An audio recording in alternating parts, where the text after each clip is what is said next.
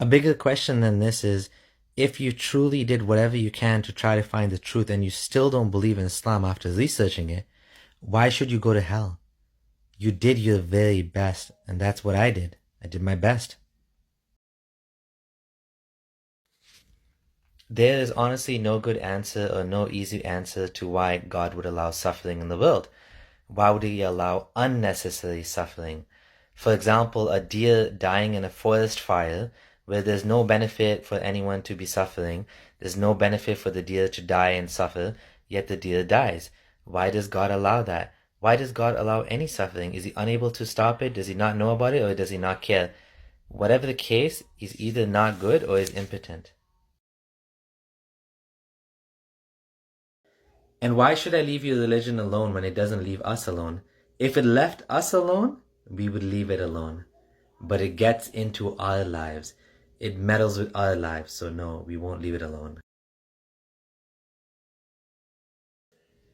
That's nice of you to say that, but truly I do not believe that there was any such God named Allah or that he spoke to Muhammad.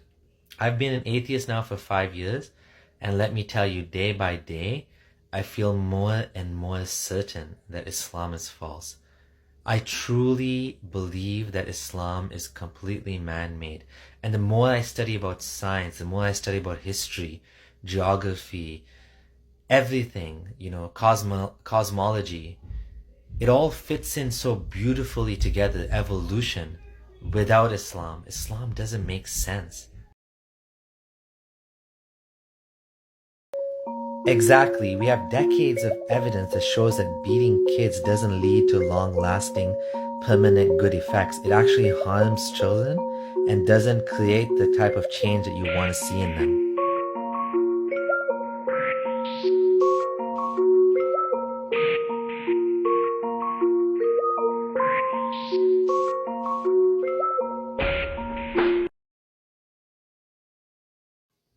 Ali Dawa actually asked me for a debate 3 years ago, and then when I finally agreed to do it, he blocked me and he said, "Oh, I'll only debate you if you have 100,000 subscribers."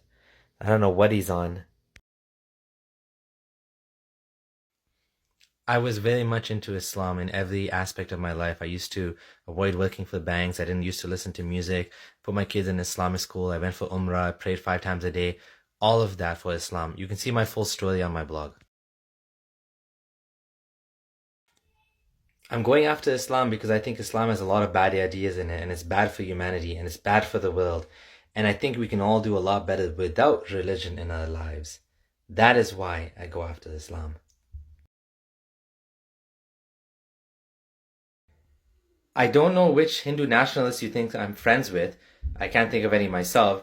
But I am friends with David Wood, and the reason for that is because David Wood is a big supporter of ex-Muslims and ex-Muslim rights and ex-Muslims in general.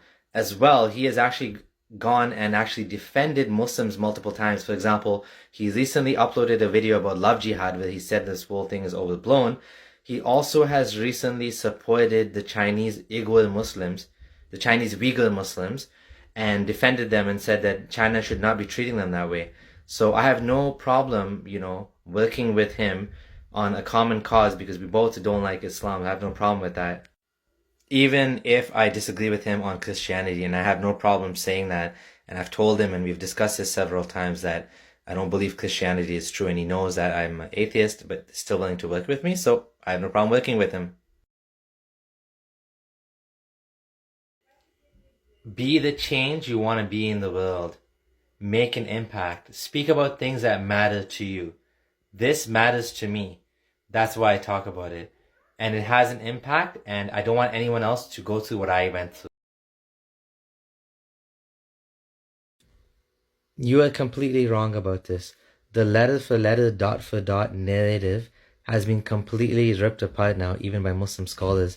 Academics all over the world are actually poking so many holes in this that Yasir Qadhi, in his interview with Muhammad Hijab, had to admit this. Just look up the Sana manuscript. Just look up my video with Abdullah Gondal, where we discuss the holes in the preservation.